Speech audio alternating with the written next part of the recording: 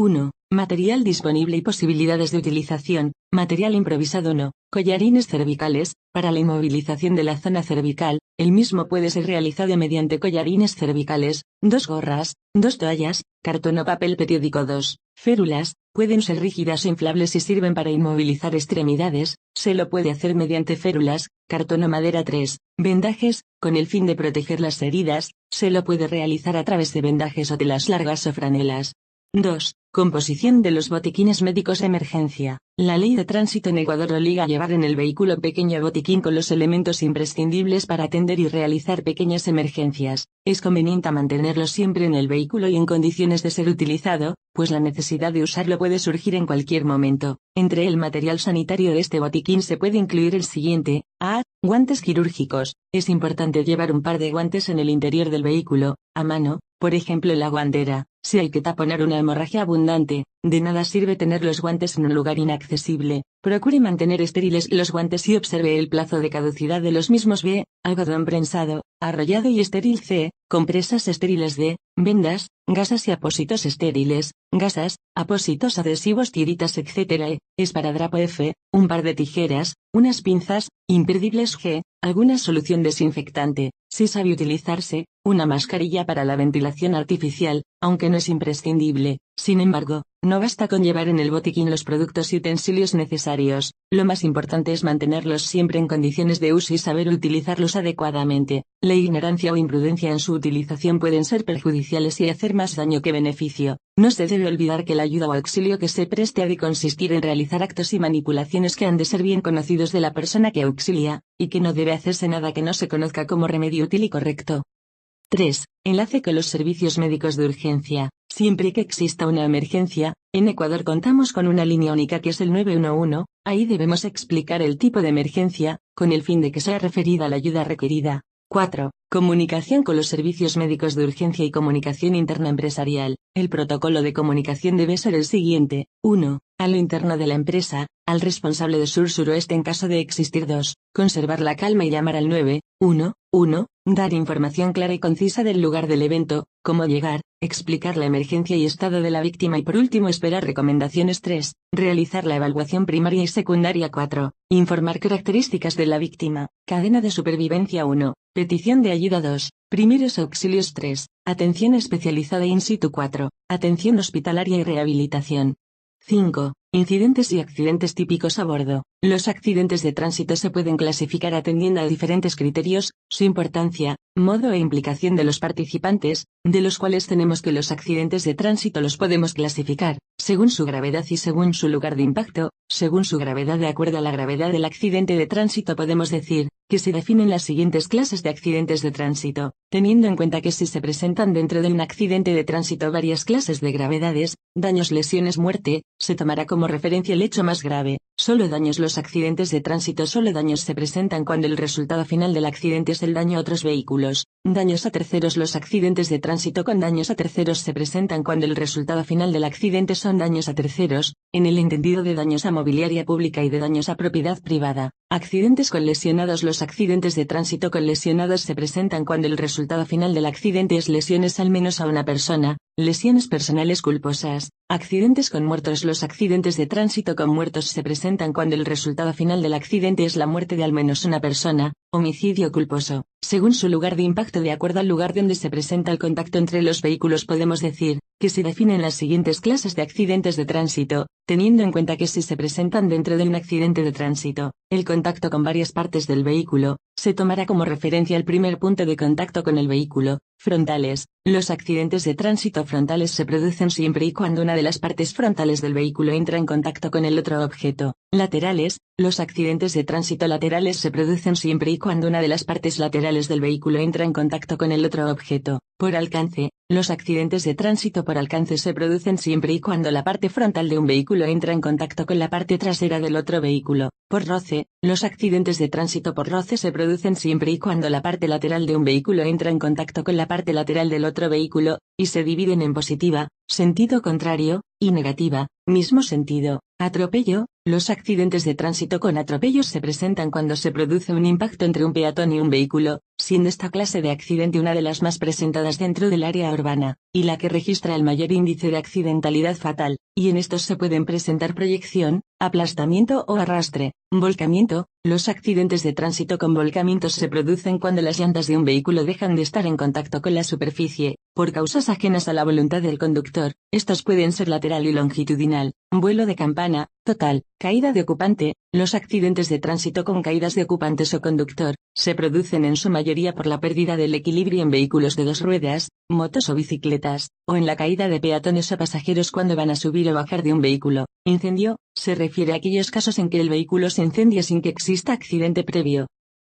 6. Vendajes. Como procedimiento técnica, consiste en envolver una parte del cuerpo que está lesionada por diversos motivos. Actualmente su uso más frecuente es para cubrir las lesiones cutáneas e inmovilizar las lesiones osteoarticulares, pero es utilizado en general en el tratamiento de heridas, hemorragias, contusiones, esguinces, luxaciones y fracturas. Es una técnica específica que permita mantener cierta funcionalidad de la zona lesionada sin perjuicio de la misma. Aplicado como una técnica terapéutica, pretende limitar selectiva y mecánicamente la movilidad de una articulación en el sentido del movimiento que afecta a las estructuras lesionadas de los tejidos periarticulares. 23.456. Los vendajes o la acción de vendar consisten en la aplicación de una venda sobre una parte del cuerpo con fines preventivos o terapéuticos y tienen como propósito: compresión, para detener hemorragias, fomentar la absorción de líquidos tisulares y prevenir la pérdida de estos mismos; contención, para limitar los movimientos de extremidades o articulaciones en casos de luxación, esguince o fractura; sujetar material de curación y proporcionar calor y protección; corrección, para inmovilizar una parte del cuerpo y corregir deformidades. Tipos de vendajes: blando o contentivo. Este vendaje es utilizado generalmente para contener y mantener alguna masa medicinal en el sitio afectado. Este vendaje permite una movilidad relativa. Compresivo, utilizado para ejercer una compresión progresiva a nivel de una extremidad,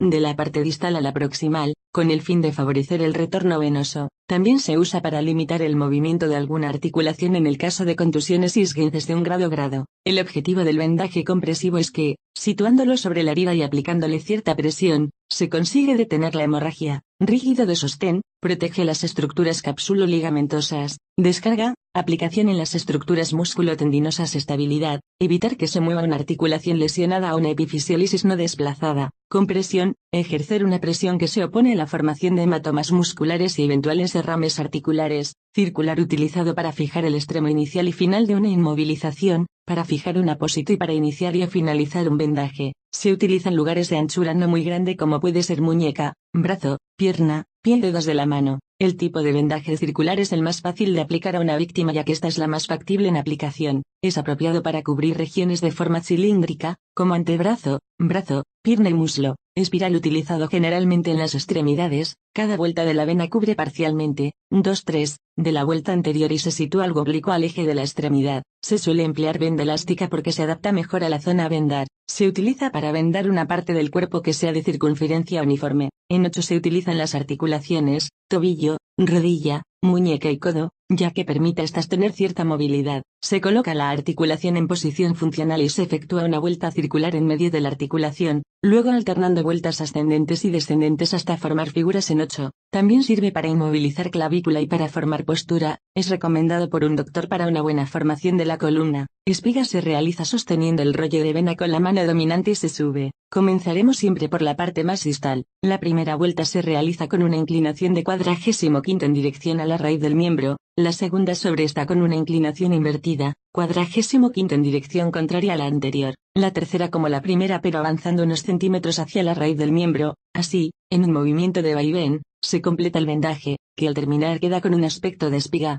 Belpeau se utiliza para las lesiones de la cintura escapular. El brazo se coloca a lo largo del tórax con el codo en flexión y la mano más alta que el codo. Se dan vueltas de venda alrededor del tórax y brazo para mantener la posición. En nuestro medio se emplea para inmovilizar hombre en una luxación acromioclavicular. Vendaje de vuelta recurrente se usa en las puntas de los dedos, la cabeza y muñones. Después de fijar el vendaje con una vuelta circular se lleva el rollo hacia el extremo del dedo o muñón y se vuelve hacia atrás. se hace doblez y se vuelve a la parte distal. Al final, se fija con una vuelta circular. Recomendaciones para un vendaje: no dejarlo muy apretado porque puede lastimar al paciente, puede tapar la circulación de sangre y puede haber una necrosis de la piel. Realizarlo en articulaciones principales. Utilizar vendas adecuadas. Asegurarse que las vendas estén bien desinfectadas, ya que podemos infectar la zona herida. Normas generales para la realización de vendajes. La ejecución de un vendaje adecuado exige un entrenamiento previo y continuado. Antes de explicar algunos tipos de vendajes, expondremos algunos principios generales en la realización de vendajes. Lavado de manos antes y después de cada vendaje.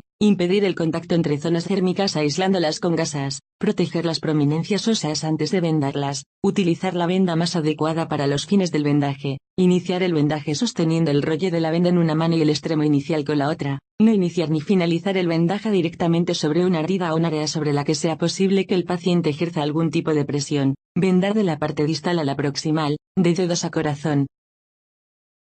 Unidad didáctica 4. Prevención y asistencia de trastornos menores a bordo de medios de transporte de pasajeros. 1. Cinetosis, mareo por movimiento. El mareo por movimiento cinetosis es un problema común entre las personas que viajan en automóvil, tren, avión, y especialmente, en barco. Cualquier persona puede tenerla, pero es más común en niños, mujeres embarazadas y personas que toman ciertas medicinas. La cinetosis puede suceder repentinamente, con una sensación de mareos y sudores fríos. Ese puede conducir a vértigo, náusea y vómitos. El cerebro siente el movimiento al recibir las señales provenientes del oído interno, los ojos, los músculos y las articulaciones. Cuando recibe señales que no coinciden, puede surgir el mareo por movimiento. Por ejemplo, si está leyendo en su teléfono mientras viaja en el autobús, sus ojos están enfocados en algo que no está en movimiento. Sin embargo, el oído interno percibe el movimiento. El lugar donde se siente puede hacer una diferencia. El asiento delantero del automóvil, los vagones de un tren, la cubierta de un barco, los asientos cercanos a las alas de un avión son los más adecuados para viajar. Mantener la vista fija en el horizonte, en lugar de intentar leer o ver algo dentro del vehículo, también puede ayudar. Existen medicinas que pueden prevenir o tratar el mareo por movimiento, pero por lo general causan somnolencia.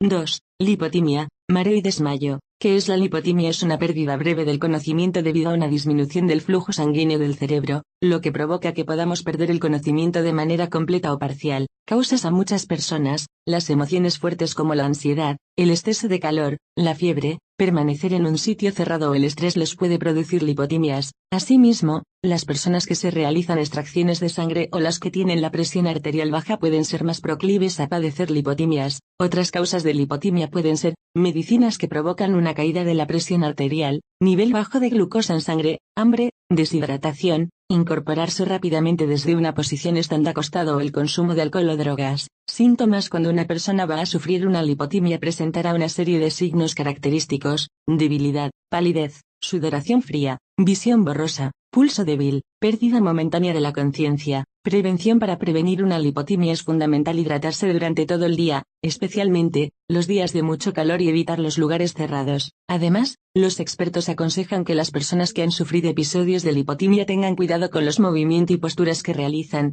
Diagnóstico: los exámenes que pueden realizar los expertos para determinar la causa incluyen análisis de sangre, monitorizar del ritmo cardíaco, ecocardiografía, electrocardiografía, radiografía de tórax, electroencefalografía. Tratamientos ante un episodio de lipotimia: es fundamental que la persona se tumbe en un lugar fresco con las piernas en alto. Cuando hayan desaparecido los síntomas, se le debe ayudar a incorporarse lentamente, revisando que no tiene ningún golpe o lesiones. Si la víctima no recupera la conciencia, se debe tumbar de lado, ya que si tiene que vomitar no se ahogue. No obstante, se aconseja acudir al especialista para que valore la situación. Otros datos: asimismo, las mujeres embarazadas, las personas con diabetes o los mayores de 50 años deben tener especial cuidado, ya que puede ser un signo de afecciones más graves. 3. Hiperventilación y tetania. El síndrome de hiperventilación consiste en la presencia de disnea y taquipnea relacionada con la ansiedad, que suelen estar acompañadas por síntomas sistémicos. El síndrome de hiperventilación es más frecuente entre las mujeres jóvenes, pero puede afectar a cualquier sexo y a cualquier edad. A veces es precipitado por acontecimientos que plantean un estrés emocional. El síndrome de hiperventilación es distinto del trastorno del pánico, ver crisis de angustia y trastorno de angustia, aunque los dos cuadros se superponen. Cerca de la mitad de los pacientes con trastornos de pánico presenta síndrome de hiperventilación y la cuarta parte de los pacientes con síndrome de hiperventilación presenta trastornos de pánico. Aparecen las formas aguda y crónica. La hiperventilación crónica es más frecuente, sin embargo, la forma aguda es más fácil de diagnosticar. Signos y síntomas. Los pacientes con síndrome agudo de hiperventilación se presentan con disnea, algunas veces tan intensa como para ser percibida como asfixia. Se acompaña de agitación y sensación de terror o de síntomas como dolor torácico, parestesias, periféricas y periorales, tetania periférica, por ejemplo, rigidez de dedos o brazos, y presíncope o síncopeo, a veces, por una combinación de todos estos hallazgos, la tetania aparece porque la alcalosis respiratoria produce hipofosfatemia e hipocalcemia. Al examen, los pacientes pueden aparecer ansiosos o taquipnéicos. El examen pulmonar no presenta características dignas de mención. Los pacientes con síndrome crónico de hiperventilación tienen manifestaciones mucho menos llamativas y con frecuencia no son detectados, suspiran profundamente y con frecuencia, y suelen tener síntomas somáticos inespecíficos en el contexto de trastornos del estado de ánimo y ansiedad y de estrés emocional. Diagnóstico. Estudios complementarios para descartar otros diagnósticos: radiografía de tórax, ECG, oximetría de pulso. El síndrome de hiperventilación es un diagnóstico de exclusión. El desafío es utilizar pruebas y recursos con criterio para distinguir este síndrome de otros diagnósticos más graves. Los estudios complementarios son la oximetría de pulso, la radiografía de tórax y el ECG. La oximetría de pulso en el síndrome de hiperventilación muestra saturación de O2 próximo al 100%. La radiografía de tórax es normal. El ECG se realiza para detectar una isquemia cardíaca, aunque el síndrome de hiperventilación puede causar por sí depresiones del segmento ST, inversiones de la onda T e intervalos QT prolongados. Hay que determinar los gases en sangre arterial cuando se sospechan otras causas de hiperventilación, como la acidosis metabólica. En ocasiones, el síndrome agudo de hiperventilación es indistinguible de la embolia pulmonar aguda y pueden ser necesarios estudios para la embolia pulmonar, por ejemplo, dímero D, ventilación perfusión, angiografía por TC, tratamiento asesoramiento de medidas de apoyo a veces, tratamiento psiquiátrico o psicológico. El tratamiento consiste en medidas de confortación para el paciente. Algunos médicos proponen enseñarle la aspiración máxima y la respiración diafragmática. La mayoría de los pacientes requieren el tratamiento de los trastornos subyacentes del estado de ánimo y ansiedad. En el tratamiento se incluye la terapia cognitiva, técnicas de reducción del estrés y fármacos, por ejemplo, ansiolíticos, antidepresivos, litio. 4. Molestias gastrointestinales. Alrededor del 10 a 15% de la población occidental presenta molestias gastrointestinales que se caracterizan por dolor o malestar abdominal que se acompaña de alteraciones en el H-óbito deposicional, con predominio de estreoimiento, de diarrea o bien H-óbitos intestinales alternantes. Algunos de estos pacientes acabarán siendo diagnosticados de síndrome del intestino irritable, SII. Dolor abdominal. También puede presentarse gases intestinales, inapetencia o distensión abdominal que no se explican por la existencia de una enfermedad de base. Además de los síntomas digestivos, se pueden presentar síntomas no intestinales como náuseas, urgencia en la micción o sensación de micción incompleta, fatiga, dolores musculares y dolores de cabeza. Su causa es desconocida, aunque se postula que existe una alteración del sistema nervioso gastrointestinal que originaría una sensibilidad intestinal aumentada y alteración del ritmo gastrointestinal. Otro factor implicado es la alteración de la microbiota intestinal en la que los probióticos tienen un papel fundamental. El tratamiento de las molestias gastrointestinales se basa en medidas higiénico-dietéticas, y realizar comidas de pequeño volumen y frecuentes a lo largo del día y incluir alimentos con fibra soluble. Se encuentra en las zanahorias, las manzanas y el dulce de membrillo, entre otros. Ayuda a aliviar el estreoimiento. Los alimentos con fibra insoluble se encuentran en los cereales integrales y las verduras, entre otros. Se recomienda limitarlos porque pueden agravar los síntomas y evitar alimentos grasosos y omitir el consumo de azúcar y abstenerse de alimentos muy condimentados, platos precocinados, picantes, etc., y flatulentos, col de Bruselas, col, espárragos y alcachofa, entre otros. Evitar las bebidas carbonatadas, chicles y la ingestión rápida, que pueden favorecer la producción de gas, y en aquellos pacientes en los que se sospecha que puede haber alimentos que desencadenan los síntomas, se deben eliminar estos de la dieta. Lactosa, gluten, fibra, alimentos ilíciti, edulcorantes artificiales, etc. Controlar el estrés. El ejercicio regular es importante, como caminar o nadar, también lo es el sueño adecuado. Establecer periodos regulares para las evacuaciones y fármacos. Los tratamientos farmacológicos disponibles estén orientados a tratar los síntomas, dolor, gases, estreñimiento y probióticos. Existen diversos estudios que han demostrado la eficacia terapéutica de los probióticos en el manejo de las molestias digestivas.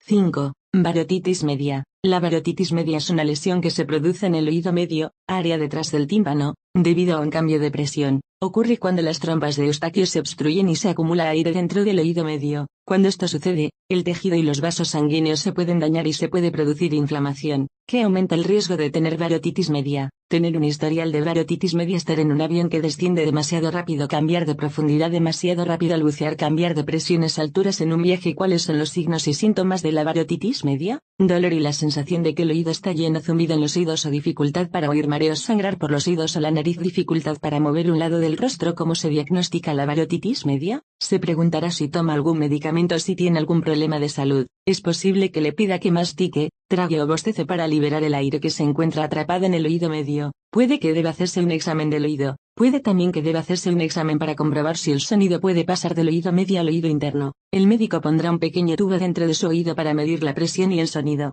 6. Hemorragias y heridas. Hemorragias. Se considera hemorragia cuando hay una salida de la sangre fuera de sus cauces habituales, como venas, arterias o capilares. El objetivo del socorrista es evitar la pérdida de sangre del accidentado. No obstante, si después de un golpe en la cabeza el accidentado sangra por un oído, nunca se debe detener la hemorragia, sino que se facilitará la salida de la sangre para prevenir lesiones cerebrales por compresión. Para detener las hemorragias, se puede proceder de distintas formas. A. Compresión directa. Consiste en efectuar una presión en el punto de sangrado. Este es el primer método que debe utilizarse para detener una hemorragia externa. Para ello, utilizar un apósito lo más limpio posible, gasas, pañuelo, etc., y presionar durante un tiempo mínimo de 10 minutos, además de elevar el miembro afectado a una altura superior a la del corazón del accidentado. Transcurrido ese tiempo, aliviar la presión, pero nunca quitar el apósito y vendar la herida. B. Compresión arterial. Cuando falla la compresión directa, se debe utilizar este segundo método. Fundamentalmente se aplica en hemorragias de extremidades,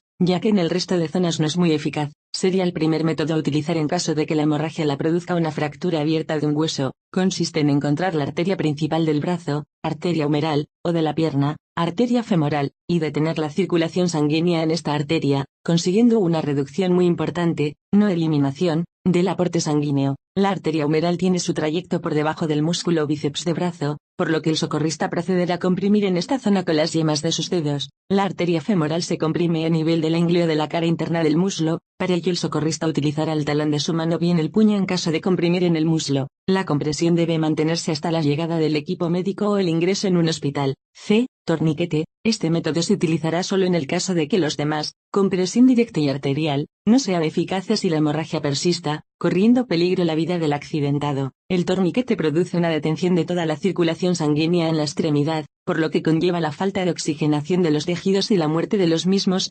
formándose toxinas, sustancias tóxicas, por necrosis y trombos por acumulación plaquetaria. Condiciones de aplicación del torniquete, en la raíz del miembro afectado. Utilizar una banda ancha. Anotar la hora de colocación. Ejercer presión controlada, la necesaria para detener la hemorragia. Nunca lo aflojará el socorrista. Heridas son todas aquellas lesiones que producen rotura o no de la continuidad de la piel. La pauta general de actuación del socorrista será lavarse las manos y desinfectarlas con alcohol. Utilizar material estéril para prevenir infecciones. Limpiar la herida con agua y jabón, empezando en el centro y después hacia los extremos, con una gasa estéril, nunca con algodón, ya que deja residuos en la herida. Finalmente, pincelar con antiséptico incoloro. Después, poner una gasa estéril encima y un apósito, aunque si la herida no sangra o rezuma es mejor dejarla al aire libre. Ante determinadas heridas se actuará de la siguiente forma: si la herida reviste gravedad, se cubrirá con apósito estéril, pañuelo o trapo limpio y se controlarán los signos vitales. En las heridas penetrantes de tórax, se debe evitar la entrada de aire por la herida. Para ello, poner un vendaje impermeable, dejando un punto abierto, y trasladar al accidentado en postura de semisentado al hospital. En las heridas de abdomen con salida de vísceras, nunca intentar reintroducir las vísceras. Simplemente cubrir estas con un trapo húmedo limpio o gasa estéril y se trasladará al accidentado tumbado boca arriba con las piernas flexionadas manteniendo la dieta absoluta.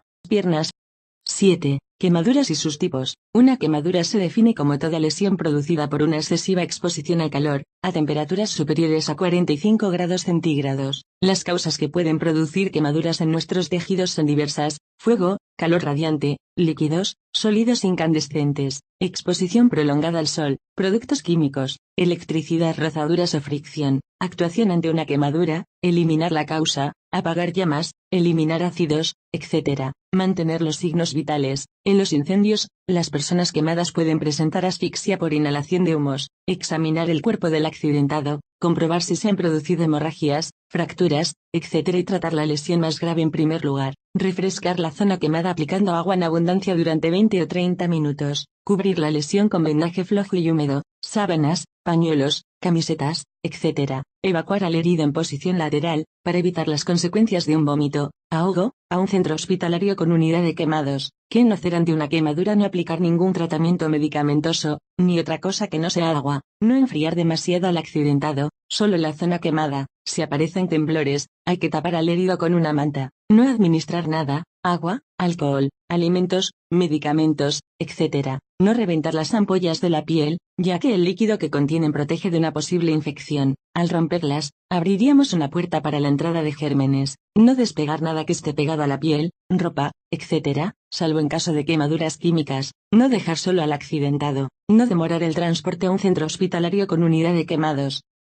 8. Picaduras y mordeduras. Las mordeduras y picaduras de insectos pueden causar una reacción cutánea inmediata. Las mordeduras de las hormigas rojas y las picaduras de abejas, avispas y avispones con frecuencia son dolorosas. Es más probable que las picaduras de mosquitos, pulgas y ácaros causen picazón antes que dolor. Las picaduras de insectos y arañas causan más muertes por intoxicación que las mordeduras de serpientes. Consideraciones: en la mayoría de los casos, las mordeduras y picaduras de insectos se pueden tratar en casa fácilmente. Algunas personas tienen reacciones extremas que requieren tratamiento médico inmediato para prevenir la muerte. Algunas picaduras de arañas, como la viuda negra o la reclusa parda, pueden causar enfermedades serias o la muerte. La mayoría de las picaduras de arañas son inofensivas. Si es posible, lleve el insecto o araña que lo mordió con usted cuando busque tratamiento médico para su identificación. Síntomas: los síntomas dependen del tipo de picadura o mordedura y pueden incluir dolor, enrojecimiento, hinchazón, picazón, ardor, entumecimiento, hormigueo. Algunas personas tienen reacciones graves y potencialmente mortales a las picaduras de abejas o de insectos. Esto se denomina shock anafiláctico. Esta afección puede ocurrir rápidamente y llevar a la muerte rápida si no se trata de manera oportuna. Los síntomas de anafilaxia pueden ocurrir rápidamente y afectar a todo el cuerpo. Estos incluyen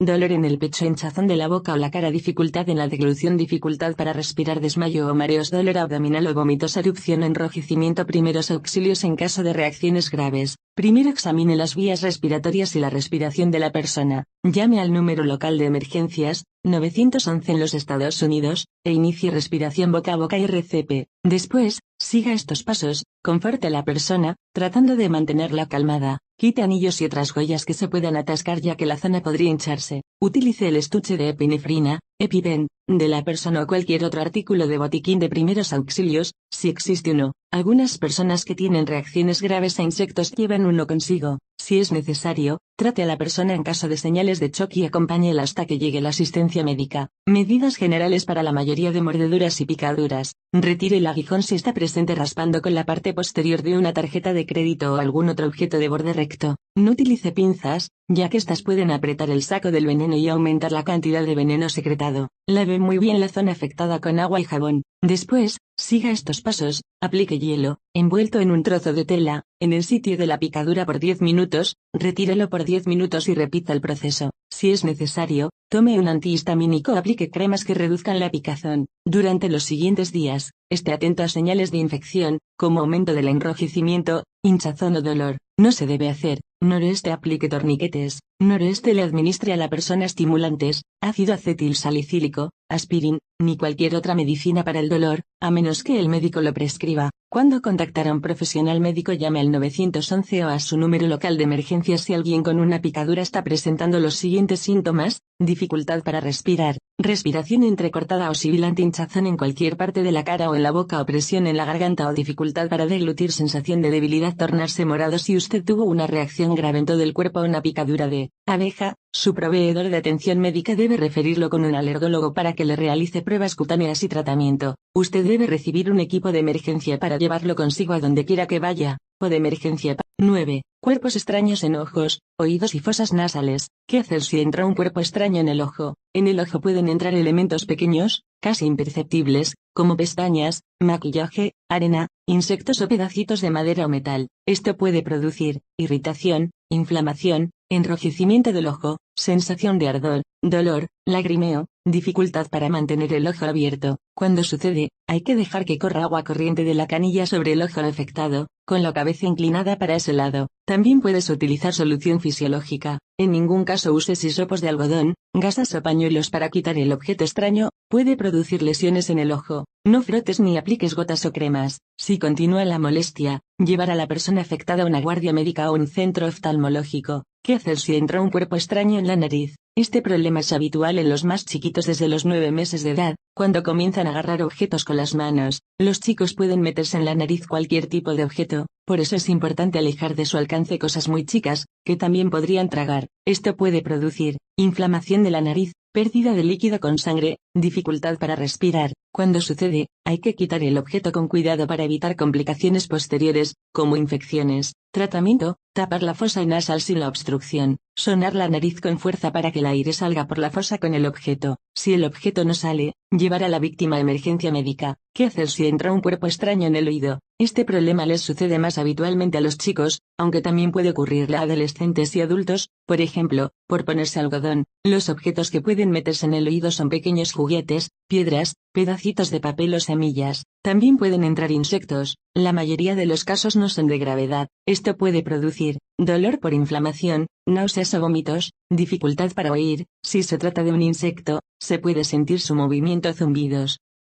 10. Fracturas. Una fractura no es más que la ruptura o rotura completa de un hueso. También se las denomina lesiones musculoesquelético. Tipos de fracturas: cerrada o simple. La piel no tiene lesiones en el área de la fractura. Abierta o expuesta. La piel está rota y se nota exposición de los bordes del hueso fracturado. Signos y síntomas: dolor, deformidad, sensibilidad, sonido áspero, hinchazón, edema, cambio de color de la piel, hematoma, impotencia funcional, entumecimiento y hormigueo, fragmentos expuestos, llenado capilar lento. Medidas básicas de atención: si el paciente está consciente, tranquilizarlo e indíquele todo lo que va a realizar. Evalúe signos y síntomas. Noroeste: mueva la parte afecta. Si existe sangrado, controlarlo. Evalúe signos de shock. Realice la respectiva inmovilización. Importante: las luxaciones y esguinces serán consideradas como fracturas hasta que se demuestre lo contrario.